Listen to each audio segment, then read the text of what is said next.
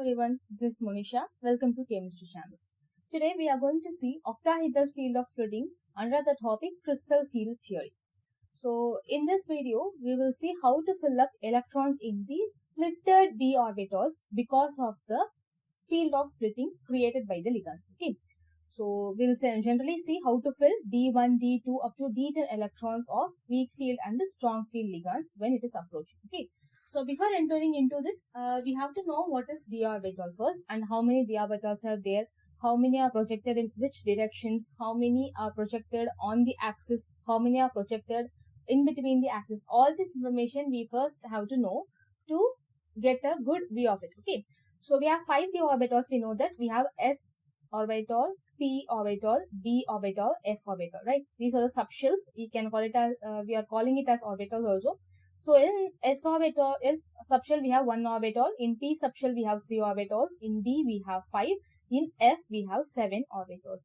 So we are seeing the d1. So to remember this, see this odd numbers 1, 3, 5, 7. All these are odd numbers. You just remember by like this. Okay. So we have s, p, d, f orbitals. So remember this and this one after another. Don't memorize like this. S1, P3, D5, F7. It is very tough. If you are remembering SPDF as 1 and 1, 3, 5, 7 as 1, it will be easy for you to understand. Okay, remember. Okay, so we have 5D orbitals and we have named each orbital a specific one. Okay, so how it is named?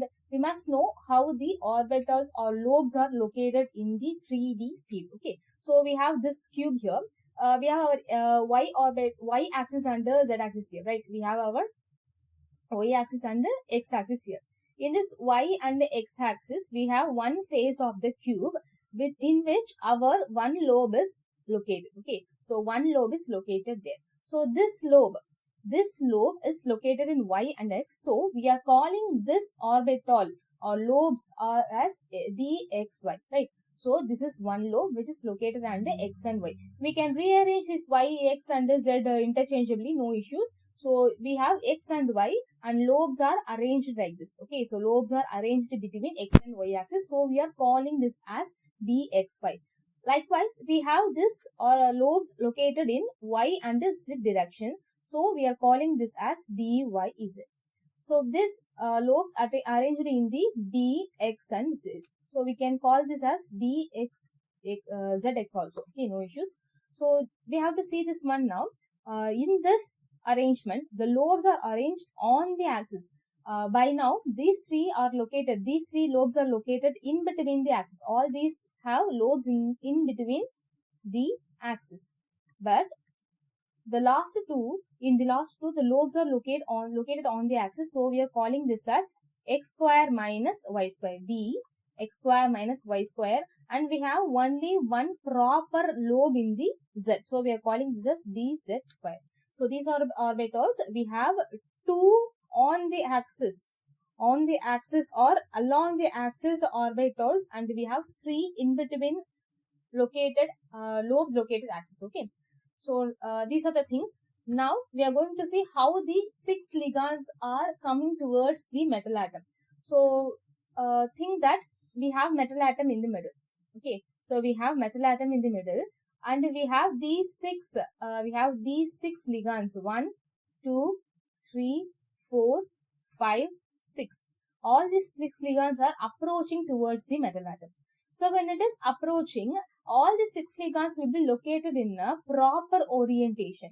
Why it must follow proper orientation is that if it is following a proper angle between 2 ligands, it will experience a less repulsion. Okay, so it can experience a less repulsion compared to when 2 ligands are nearby and 2 ligands are far. So if it is like this, there will be no proper setup. Okay, no proper repulsion, or it will be very unstable. So proper orientation means all the ligands are in the same amount of angle difference between them. Okay. So then if it is approaching like this, it will be like it have around 90-degree angle. Okay. So if it is 90-degree angle, each axis will have 90-degree between them. Okay. So then it is like the ligands approaching on the axis. Okay. All the ligands, if it is approaching on the axis, we have all the 6 ligands properly in 90-degree angle. So then ligands approaching on the axis means, we have to see this here, means the ligands are approaching on the axis. Then the in-between axis lobes will not get more of repulsion. Less repulsion will be experienced by these lobes. Because the lobes contains electron, right? Ligands will also have pair of electrons to approach the metal, right? This is the metal's d orbital. When ligand is approaching on the axis, these lobes are attached. In between the axis, so this will feel less repulsion. Likewise here also. So all the in between orbitals will feel less repulsion when ligand is approaching. But on the axis orbitals will feel more repulsion when the ligands are approaching towards it. Okay. So these two will be separated from these three. In 5d orbitals, we have 3 types of orbitals in one category and 2 types of orbitals in another category. Okay. And another thing, when we are filling out electron, we have to fill one by one first. We have to fill the electron singly. Only after completion of singly filled, we have to pair. This comes under the Pauli's rule and Hund's rule of maximum multiplicity. So we have to follow this whenever we are filling out electron in the orbital. Okay, we have to follow this for sure. So next we will see octahedral field of splitting and its details. Okay, now we have this orbital. This is metal's orbital. That is d orbital is here. And the energy will increase from bottom to top. So energy increases in this way. So this is metal d orbital in its ground state. Okay. So when ligand approaches in far distance. Okay. Ligands in far distance. The metal will experience a spherical field. Metal will experience a spherical field where all the 5d orbitals will rise up in energy equally. Okay. So if all the 5d orbitals are same in energy, this is called degenerate orbitals. Okay. So if all the 5 orbitals in same energy means it is called degenerate. So when the ligand approaches in far distance or it is approaching in a spherical field, all the 5 orbitals will rise up in energy same way. Okay. But when the ligand approaches near,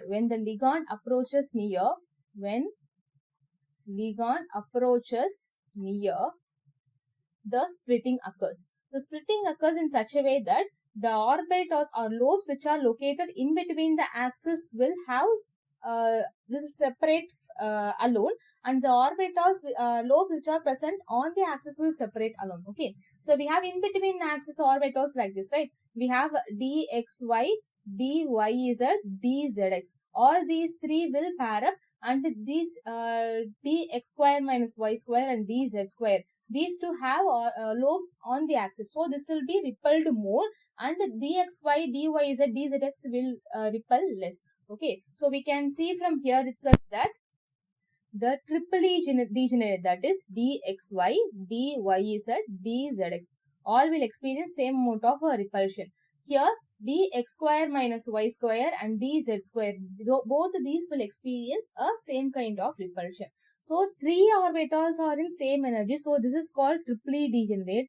2 orbitals are same in energy, so this is called doubly degenerate. Okay, so triply degenerate and doubly degenerate. So next we have to see the energy things. So when the spherical field ligand approaches, the metal orbital will get some amount of energy. So that is considered as 0 here. This is called barycenter. We are considering this as 0. And after that, we are separating the energy between the doubly degenerate and triply degenerate.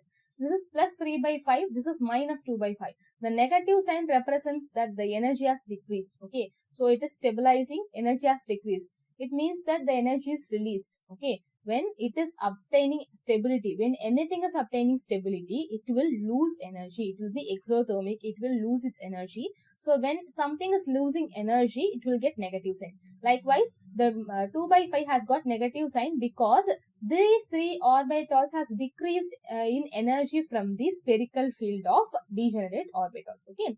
So then this plus 3 by 5 represents the instability or more repulsion experienced by the doubly degenerate orbitals. Okay. So 3 by 5 and 2 by 5. How to remember? That means we have 2 orbitals here. Cross it, we will get 2 by 5 in the bottom.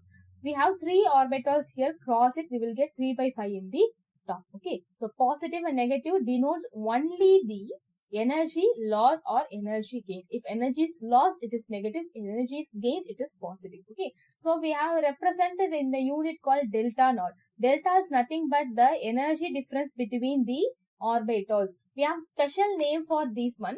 We have special name that triply degenerate will get T2G. Count this T2G. We have 3 count of letters, right? T2G. So it is triply degenerate. And this one is called as EG. We have 2 count of letters. So EG is doubly degenerate. So difference between the energy of T2G and EG represents the delta naught. Okay. So delta is nothing but the energy difference between EG and T2G. Okay. So the delta naught varies always. It will not remain same because it varies because of the ligand approaching.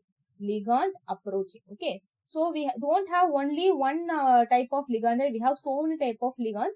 With each ligand the delta naught value varies, and we have one conclusion here that when strong field ligand approaches, the delta naught will be more. When weak field ligand approaches, the delta naught will be less. That is, the energy gap will be more if strong field ligand is there. The energy gap will be less if weak field ligand is there. Okay. So next we are going to the spectrochemical series.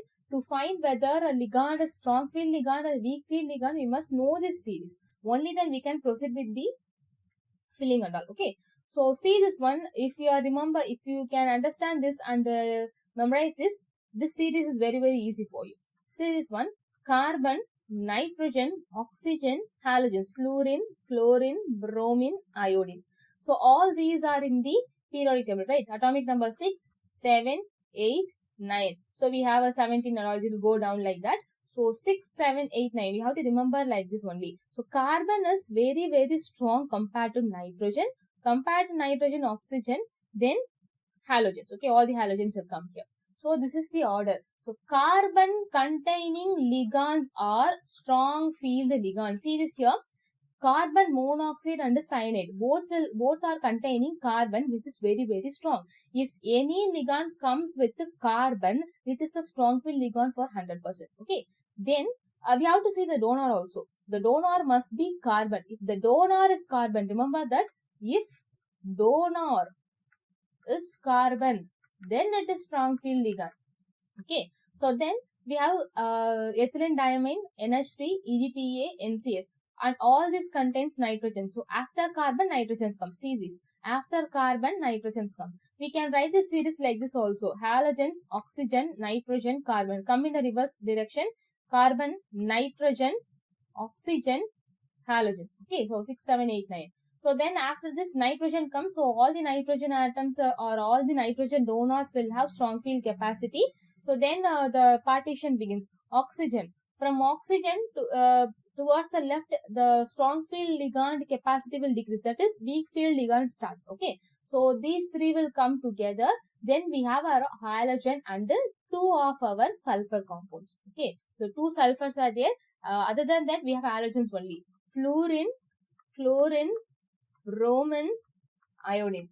The large in size will be weak field ligand. Large in size will be weak field ligand. Okay. So if you remember this carbon, nitrogen, oxygen, halogen, you can remember this series very easily. Okay. So just remember that carbon containing ligands will be always strong field ligands and halogen containing ligands will be always weak field ligands. Okay. With this you can proceed. Now we are going to fill up electrons in the orbitals. Okay. So we are going to see how to fill D4 strong field ligand. We have D4 metal. The metal is our D4 and the ligand is strong field ligand. Okay. So at the starting, when it is in ground state, we don't have to think about anything. We can fill just like that. Okay. So this arrow represents the energy increase from bottom to top. We have 4 D electrons here, right? So after this, the spherical field comes, all the 4 electrons will rise up with the same amount of energy. After this, when ligand approaches near, splitting occurs. We have T2G here and EG here. We have barycenter. The value will be opposite to the count of orbitals, right? 2 by 5. 2 by 5. Because of the energy lost or energy decrease, the negative sign is represented, the positive sign delta naught. That's all. So now we have to fill the electron. See, the strong field ligand is here. Strong field ligand is very adamant.